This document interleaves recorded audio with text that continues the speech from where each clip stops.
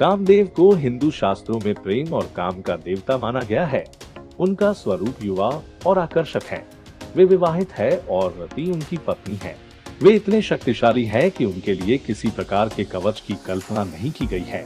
उनके अन्य नामों में अनंग, मन्मथ, मदन, रतिकांत, पुष्पवान, पुष्पधाव आदि प्रसिद्ध है। कामदेव हिंदू देवी लक्ष्मी और भगवान विष्णु के पुत्र है तथा कृष्ण के पुत्र प्रद्युम्न कामदेव के अवतार है। कामदेव के आध्यात्मिक रूप को हिंदू धर्म में वैष्णव अनुयायियों द्वारा कृष्ण भी माना जाता है। इतिहास कथाओं में कामदेव के नयन, भौं और माथे का विस्तृत वर्णन मिलता है। उनके नयनों को बाण या तीर की संज्ञा दी गई है। शारीरिक रूप से नयनों का प्रतीकार्थ ठीक उनके शस्त्र तीर के समान माना गया है। उनकी भवों को कमान की संज्ञा दी गई है। ये शांत होती हैं, लेकिन इशारों में ही अपनी बात कह जाती हैं। इन्हें किसी संज्ञा सहारे की भी आवश्यकता नहीं होती। कामदेव का माथा धनुष के समान है, जो अपने भीतर चंचलता समेटे हुए है, लेकिन यह पूरी तरह स्थिर भी है। माथा पूरे शरीर का सर्वोच्च हिस्सा है, क्योंकि ये दिशा निर्देश देता है। जब राक्षस तारकासुर ने आतंक मचा दिया था, तब तारकासुर के वध के लिए देवताओं ने कामदेव से विनती की कि वह शिव व पार्वती में प्रेम बना दे, क्योंकि तारकासुर को वह वरदान था कि केवल शिव व पार्वती का पुत्र ही तारकासुर का वध कर सकता है।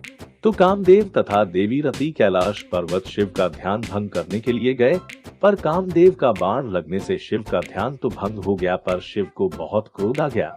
वह शिव ने अपना तीसरा नेत्र खोलकर कामदेव को भस्म कर दिया तथा रति को भी अपने की मृत्यु पर क्रोध आ गया। तो रति ने पार्वती को श्राप दिया कि पार्वती के पेट से कोई भी पुत्र जन्म नहीं लेगा। यह श्राप सुनकर पार्वती दुखी हो गई। वह शिव ने पार्वती को समझाया कि उसे दुखी नहीं होना चाहिए तथा शिव ने पार्वती से विवाह किया। जब देवताओं ने इस श्राप के बारे में तथा कामदेव की मौत के बारे में सुना तो वह बड़े व्याकुल हो गए। तो देवों ने छल से तारकासुर को वरदान दिलाया कि तारकासुर का वध केवल शिव के पेट से जन्मा पुत्र ही कर सकता है। इसके बाद शिव ने अपनी शक्तियों द्वारा कामदेव को पुनर्जीवित किया और शिव से जन्मित भगवान कार्तिकेय ने तारकासुर का वध किया। कामदेव का धनुष प्रकृति के सबसे ज्यादा मजबूत उपादानों में से एक है। ये धनुष मनुष्य के काम में स्थिर चंचलता जैसे विरोधाभासी अलंकारों से युक्त है। इसीलिए इसका एक कोना स्थिरता का और एक कोना चंचलता का प्रतीक होता है। वसंत कामदेव का मित्र है, इसलिए कामदेव का धनुष फूलों का बना हुआ है। इस धनुष की कमान स्वर विहीन होती है, यानी कामदेव जब कमान से तीर छोड़ते हैं तो उसकी आवाज नहीं होती।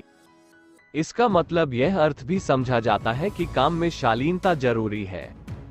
तीर कामदेव का सबसे महत्वपूर्ण शस्त्र है। ये जिस किसी को भेदता है उसके पहले न तो आवाज करता है और न ही शिकार को संभलने का मौका देता है।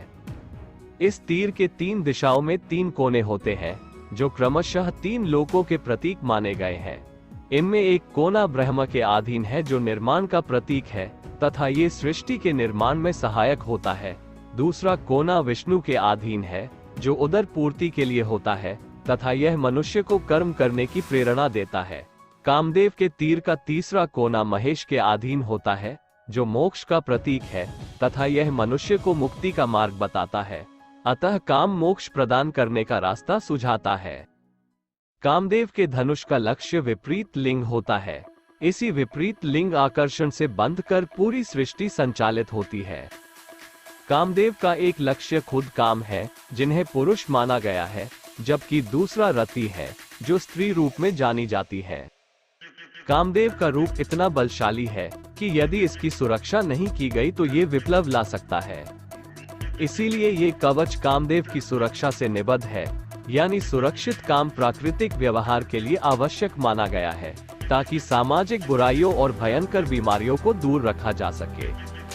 इसके अतिरिक्त हाथी को कामदेव का वाहन माना जाता है। वैसे कुछ शास्त्रों में कामदेव को तोते पर बैठे हुए भी बताया गया है, परंतु इसे मूल अवधारणा में शामिल नहीं किया जाता है। प्रकृति में हाथी एकमात्र ऐसा प्राणी है जो मादक चाल से चलने पर 3 दिशाओं में देख सकता है और पीछे की तरफ हल्की सीधी आहट आने पर संभल सकता है। हाथी कानों से हर तरफ का सुन सकता है और अपनी सूंड से चारों दिशाओं में वार कर सकता है।